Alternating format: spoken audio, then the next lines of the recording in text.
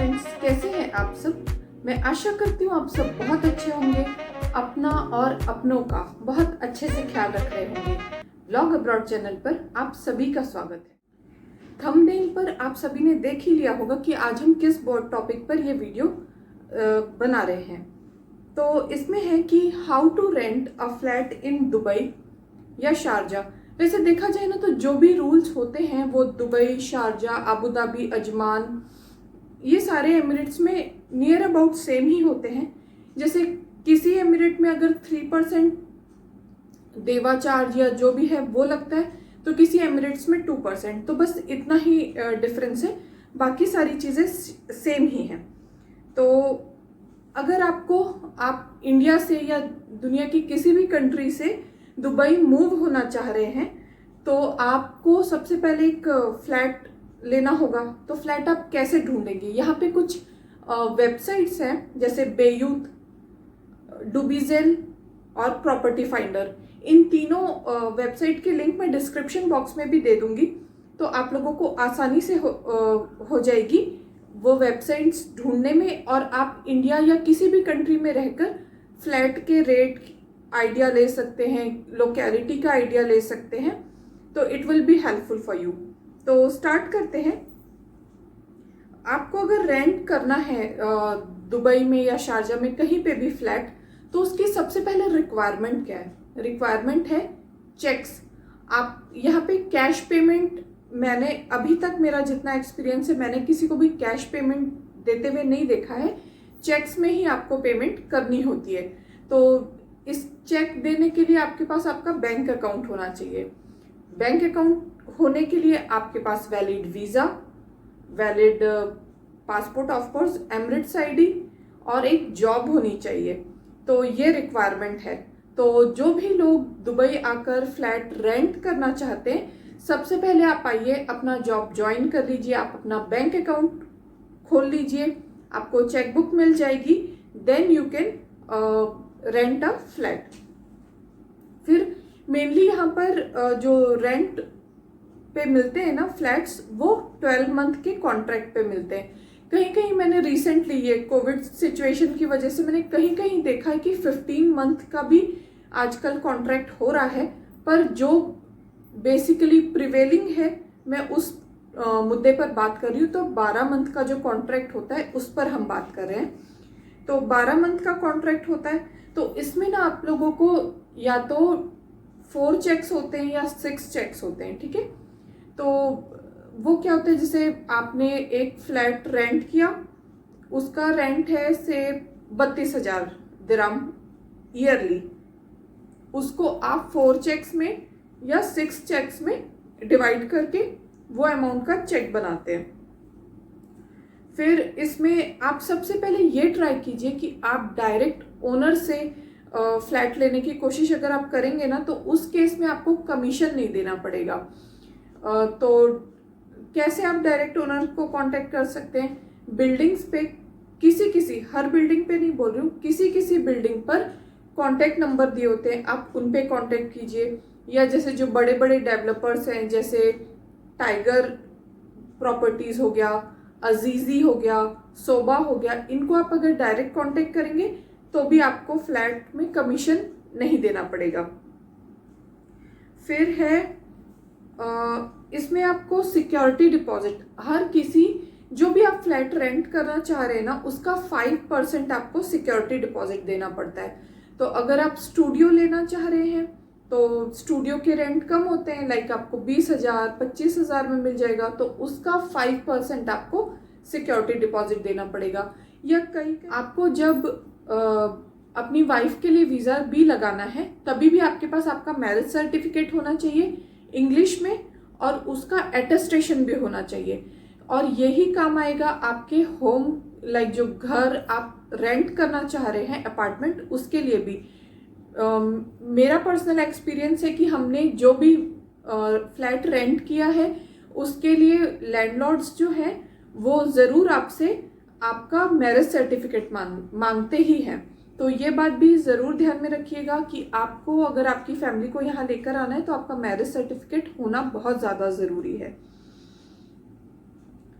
फिर आता है, जैसे आप अभी फ्लैट आपने रेंट करने के लिए आप वो रियल एस्टेट ऑफिस चले गए, वहाँ से आपने रेंट वगैरह सब कुछ फिक्स कर लिया, उसके बाद आपको आपका कॉन्ट्रैक्ट बन गया। अगर तो आप डायरेक्ट लैंडलॉर्ड से फ्लैट रेंट कर रहे हैं, इन दैट केस आपको और आपका जो लैंडलॉर्ड है या उसका उन लोगों दोनों को टाइपिंग सेंटर में जाना पड़ेगा और आपका कॉन्ट्रैक्ट बनवाना पड़ेगा। पर अगर आप किसी रियल एस्टेट के थ्रू जाते हैं तो सारा काम वो लोग करके देते हैं, सर्विस चार्ज वो लोग लेते हैं। तो मैं यही सजेस्ट करूंगी कि अगर आप फर्स्ट टाइम रेंट पे कर रहे हैं फ्लैट, तो आप रियल एस्टेट के थ्रू जाएं ताकि वो इजीली आप कर सकते हैं। क्योंकि कई बार ये होता है ना कि हमें प्रोसेस पता नहीं है, तो उसमें बहुत ज़्यादा हम फंस जाएंगे। तो बेहतर है कि फर्स्ट टाइम में आप रियल एस्टेट वाले के थ्रू ही करवाएं ये सब काम। फिर उसके बाद आपका कॉन्ट्रैक्ट बन गया। अब आपको जब शिफ्ट होना है तो आपके पास इजारी होनी चाहिए। इजारी क्या होता है, जैसे कि अरबिक में टेनेंसी कॉन्ट्रैक्ट आपको मिल जाता है और वो आप ऑनलाइन पोर्टल से डाउनलोड कर सकते हैं इजारी। फिर आपको चाहिए सेवा का कनेक्शन। सेवा शारजा में होता है, Sharjah electricity and water authority, और दुबई में है देवा, Dubai electricity and water authority. तो इसके लिए भी आपको कुछ डिपॉजिट देना पड़ता है। आई थिंक 1 BHK के लिए 2000 है, और शारजा और दुबई का वेरी करता है। बट ये जो डिपॉजिट आप देते हैं ये रिफंडेबल होता है। जब आप वो फ्लैट वेकेट करेंगे, छोड़ेंगे, तो वो आपको रिटर्न मिल जाएगा। और फिर कुछ ऐसे चार्जेस होते हैं बल्दिया का, बल्दिया मतलब म्यूनसिपाल्टी, तो वो वेरी करता है 4 से 2 BHK 3 BHK ऐसा होता है ना, तो 4% से 2%। तो जो रेंट होता है ना, जैसे आपका रेंट है 20,000, तो उसका 4% या 2% वो वेरी करता है। अगर बड़ा अपार्टमेंट है 3 BHK 4 BHK तो ज़्यादा परसेंटेज लेंगे वो लोग, और अगर कम है स्टूडियो है तो 2 BHK 1 BHK है तो 2% लाइक दैट। तो कहने का मतलब ये है कि आपको स्टार्टिंग में जब आप फर्स्ट टाइम फ्लैट रेंट करना चाह रहे हैं तो आपके पास मिनिमम 10K होना चाहिए। क्यों? क्योंकि आप अगर आप 6 चेक्स कर रहे हैं तो 2 मंथ का रेंट आप एडवांस में देंगे। फिर म्यूनसिपाल्टी का सिक्योरिटी डिपॉजिट हो गया, अगर आपका लैंडलॉर्ड सिक्योरिटी डिपॉजिट ले रहा है तो वो हो गया। फिर कमीशन, अगर आपका जो लैंडलॉर्ड है आप किसी रियल एस्टेट के थ्रू जा रहे हैं तो कमीशन हो गया, और इजारी। तो ये सारी चीज़ें मिलाकर मिनिमम 10,000 में आप शिफ्ट कर सकते हैं अपने फ्लैट में। फिर आप जब भी कोई फ्लैट बुक करने जा रहे हैं ना, रेंट पे लेने के लिए जा रहे हैं, तो रियल एस्टेट वाले से आप डायरेक्टली बात कीजिए कि आपको मेंटेनेंस कौन करके देगा। जैसे हमारा जो इस घर का मेंटेनेंस है, हम पर ईयर एक पर्टिकुलर अमाउंट दे देते हैं उनको और वो पूरा मेंटेनेंस करते हैं। पर कई बिल्डिंग्स में क्या होता है कि वो लोग मेंटेनेंस का आपसे पैसा नहीं लेते हैं, और फिर कुछ भी मेंटेनेंस निकलता है तो वो आपको पे करना पड़ता है। और यहाँ पे ना एक प्लम्बर भी आप बुला रहे हैं तो वो काफ़ी कॉस्टली पड़ता है, और एसी का अगर रिपेयर निकल गया तो वो बहुत ज़्यादा कॉस्टली पड़ता है। तो आप कोई भी फ्लैट कॉन्ट्रैक्ट पे लेने से पहले रियल एस्टेट वाले से पहले ही बात कर लीजिए। और मैं सजेस्ट करूँगी कि जिस फ्लैट में या बिल्डिंग में मेंटेनेंस इंक्लूडेड है वो बिल्डिंग लेना ज़्यादा प्रेफर कीजिएगा। फिर यहाँ पे ना बिल्डिंग्स भी डिफरेंट होती है, कुछ फुल फैसिलिटी होती है, कुछ पार्शियल होती है। जैसे कुछ बिल्डिंग्स में जिम, सोना, स्विमिंग पूल हर कुछ होता है, ठीक है। और कुछ बिल्डिंग्स नॉर्मल होती है जिसमें स्विमिंग पूल वगैरह कुछ भी नहीं होता है। तो जो फुल फैसिलिटी बिल्डिंग होती है उसका रेंट ज़्यादा होता है, जो नॉर्मल होती है उस बिल्डिंग का रेंट कम होता है। कुछ बिल्डिंग्स में सिर्फ स्विमिंग पूल होता है। तो वैरायटी ऑफ बिल्डिंग्स होती है। आप क्या प्रेफर करते हैं उस टाइप की बिल्डिंग्स में आप चूज़ कीजिएगा।